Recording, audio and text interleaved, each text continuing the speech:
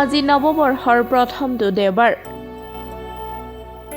বনভোজস্থলীসমূহত লানি নিচিগা ভিৰ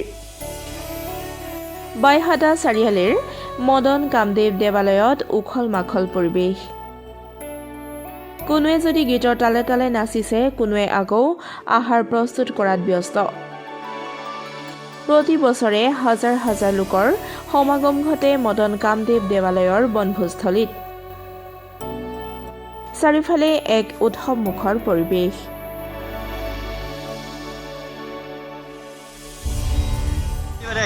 ইয়াতে ঘৰ কেনে লাগিছে আহি ভাল লাগিছে বৰ পৰিৱেশ সুন্দৰ অৰণ্যৰে প্ৰতি বছৰে আহে নে আপুনি প্ৰতি বছৰে আহোঁ ইয়াত মন্দিৰ দৰ্শন কৰিলোঁ কেনেকুৱা লাগিল খুব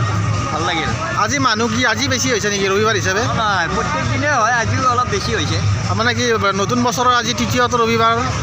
আজি বেছি হৈছে মানুহ আজি বেছি হৈছে এই নতুন বছৰত তাৰমানে তীৰ্থটো হেৰি হোৱা দেখি আজি বহুত মানুহ আহিছে আৰু সমাগমটো বেছি হৈছে খুব ভাল লাগিছে হয় হয় পৰিৱেশটো খুব ভাল লাগিছে হয়। কোনো অসুবিধা পোৱা নাই প্ৰত্যেক বছৰে আহে প্ৰত্যেক বছৰে অহা বছৰো আহিব অহা বছৰ আহিছোঁ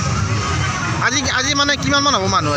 আজি মানুহ নাইবলৈ 2,000-3,000 মান হৈ যাব 3,000 মান হ'ব